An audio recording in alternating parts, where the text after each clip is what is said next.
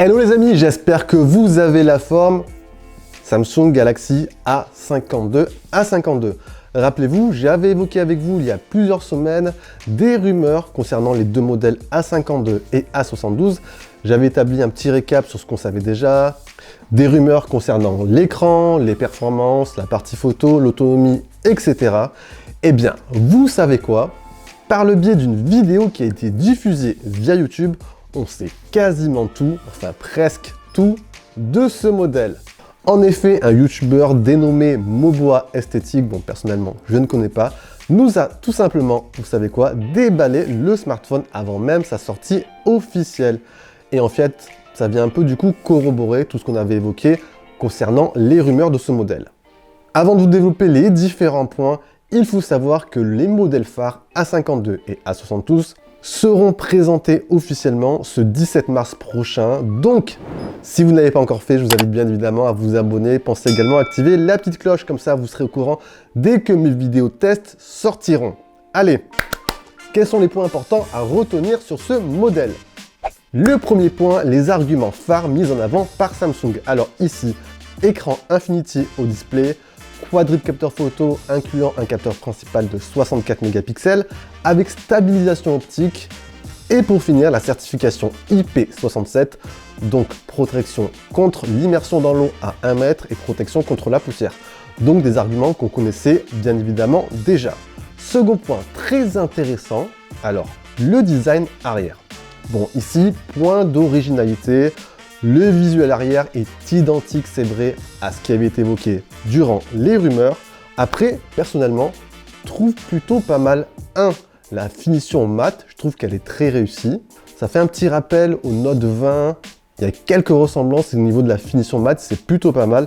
Et deux, ce que j'ai plutôt également apprécié, c'est le côté, c'est l'ensemble, le look très minimaliste, très sobre. Je sais pas ce que vous en pensez.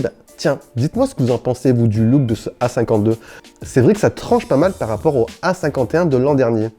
Troisième point qu'on évoque, la configuration du module photo.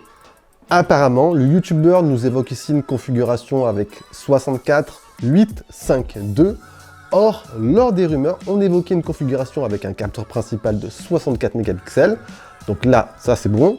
Par contre, on a évoqué ensuite un ultra grand angle avec une définition de 12 mégapixels, puis un téléobjectif x3 optique avec une définition de 8 mégapixels et enfin un capteur macro de 5 mégapixels. Donc des caractéristiques qu'il faudra tout de même bien vérifier lors de l'annonce.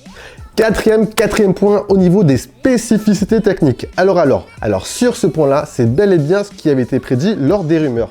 Déjà, on a un écran avec un taux de rafraîchissement 100 Hz sur la version 5G. Donc ça, c'est une première et c'est plutôt pas mal.